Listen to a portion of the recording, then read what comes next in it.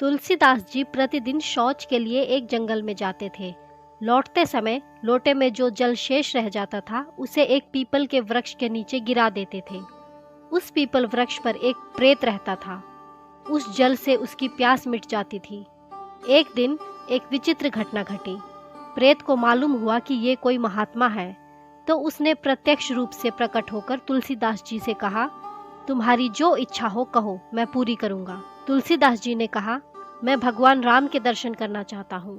प्रेत कुछ सोच कर बोला, अमूक मंदिर में नित्य सायकाल को राम की कथा होती है। कथा सुनने के लिए प्रतिदिन कोढ़ी के वेश में हनुमान जी आते हैं। वे सबसे पहले आते हैं और सबसे पीछे जाते हैं।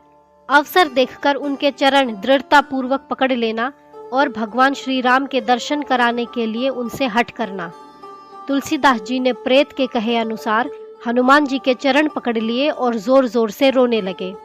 हनुमान जी उन्हें भगवान श्री राम का दर्शन कराने के लिए राजी हो गए। हनुमान जी ने तुलसीदास जी से कहा, तुम्हें चित्रकूट में भगवान राम के दर्शन होंगे। तुलसीदास जी चित्रकूट पहुंचकर मंदाकिनी के तट पर राम घाट पर रहने लगे।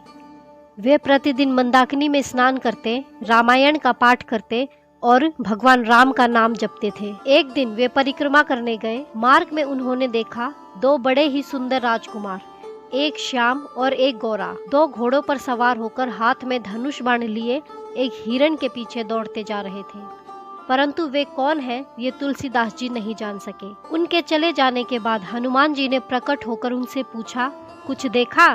तुलसीदास जी बोले, हाँ, दो सुंदर राजकुमार इसी मार्ग से घोड़ा दौड़ाते गए हैं। हनुमान जी बोले, ये ही राजाओं के शिरोमणि श्री राम और लक्ष्मण हैं। तुलसीदास जी का हृदय अपने आराध्या को न पहचानने के कारण पश्चाताप से भर गया। हनुमान जी ने उन्हें समझाते हुए कहा, प्रातः काल तुम्हें फिर श्री राम लक्ष्मण के दर्शन होंगे। तब कहीं जाकर तुलसीदास जी को संतोष हुआ। प्रातः काल तुलसीदास जी घाट पर बैठकर पूजा के लिए चंदन घिस रहे थे। तब भगवान श्री राम और लक्ष्मण ने आकर उनसे तिलक लगाने को कहा।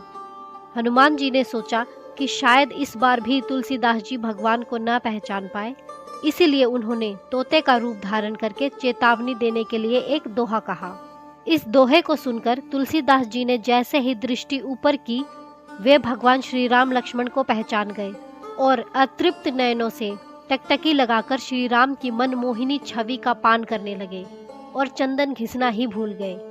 वे भाव समाधि में पहुंचकर अपनी देह की सुध बुध भूल गए और उनकी आंखों से आंसुओं की धारा बहने लगी। भगवान ने कहा, बाबा मुझे चंदन दो, पर सुनता कौन। भगवान श्री राम ने अपने हाथों से चंदन लेकर पहले अपने फिर तुलसीदास जी के माथे पर तिलक लगाया और अंतर्ध्यान हो गए।